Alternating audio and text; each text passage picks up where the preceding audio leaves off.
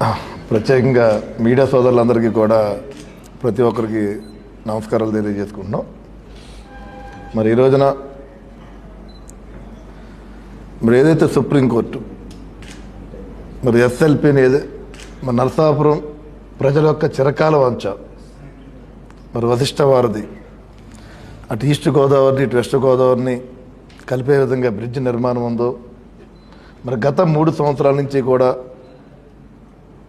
మరి భూసేకరణ విషయంలో మరి అక్కడ తూర్పుగోదావరి జిల్లా సంబంధించినటువంటి స్థానిక రైతులు కొంతమంది మరి ఎస్ఎల్పిని మరి హైకోర్టులో వేసారు మొదటన.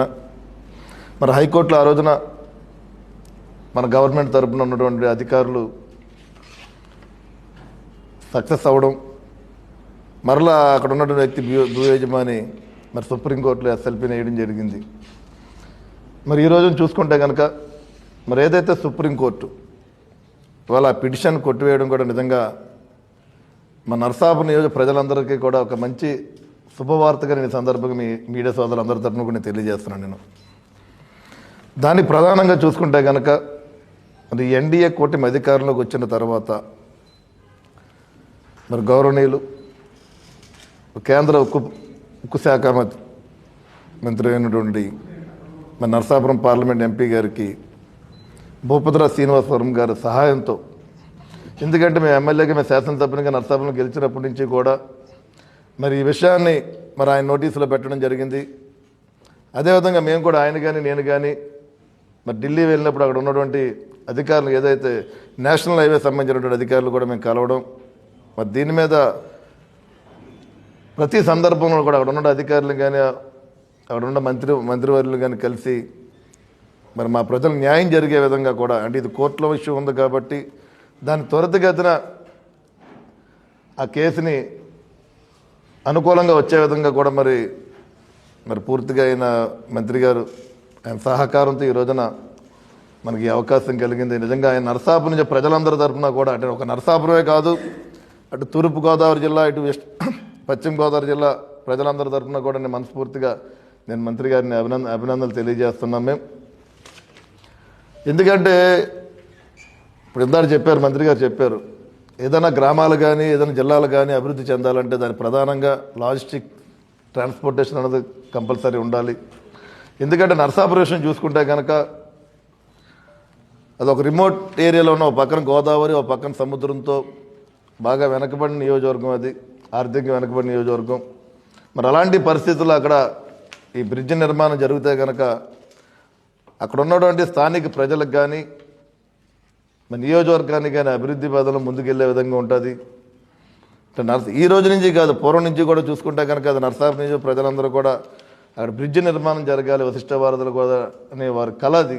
మరి వాళ్ళ ఆ కళని వాళ్ళ ఎన్డీఏ కూటమి ద్వారా మరి వాళ్ళ నియోజక ప్రజలందరికీ కూడా మనం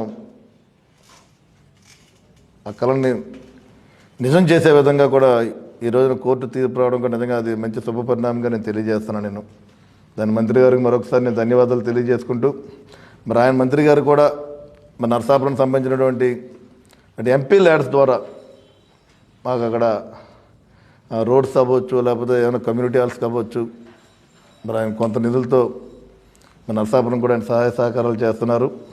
ఇప్పుడు మీ మీడియా ద్వారా కూడా మంత్రి గారిని కూడా మరో విన్నపం, మీకు ఏదైతే చెప్పారో నరసాపురం నియోజకవర్గం గురించి బాగా వెనకబడిన కాన్స్టిట్యున్సీ అది, అండ్ ఒక రిమోట్లో ఉన్నాం, అక్కడ ఇన్కమ్ సోర్స్ తక్కువ ఉన్నాయి, అక్కడ మీరు కూడా ప్రత్యేక శ్రద్ధతోటి ఇంకా ఎక్కువ నిధులు మాకు కేటాయించాలని చెప్పి నేను మనస్ఫూర్తిగా ఈ సందర్భంగా నేను తెలియజేస్తున్నాను. నేను అదేవిధంగా రాష్ట్ర వ్యాప్తంగా చూసుకుంటే కనుక ఎన్డీఏ కూటమి ప్రభుత్వం, అంటే మీడియా సోదరులు అందరూ ఉన్నారు కాబట్టి మరి ఏదైతే బడ్జెట్ మనం చూసా, మీరు పయ్యావుల కేశవ్ గారు ఆంధ్ర రాష్ట్ర 26 బడ్జెట్ని ఆయన ప్రవేశపెట్టడం జరిగింది. దాదాపు 33 లక్షల కోట్ల రూపాయలతోటి మరి బడ్జెట్ని ప్రవేశపెట్టి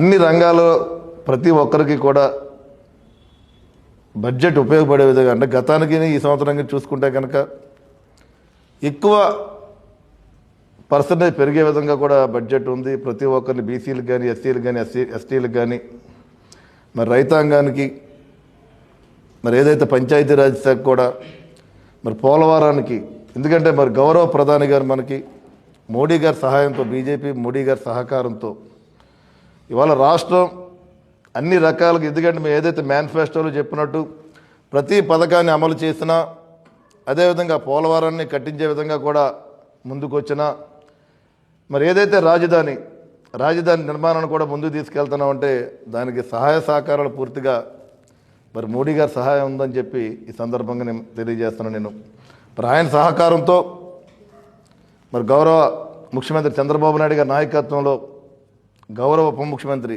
పవన్ కళ్యాణ్ గారి ఆలోచనలతో, వీరు ముగ్గురు నాయకత్వంలో మన ఆంధ్ర రాష్ట్రాన్ని రాబోయే రోజుల్లో ఏదైతే 2047 ఉందో స్వర్ణాంధ్ర దిశగానే మన ఆంధ్ర రాష్ట్రం ముందుకెళ్తుందని చెప్పి ఈ సందర్భంగా మేము తెలియజేస్తున్నాము.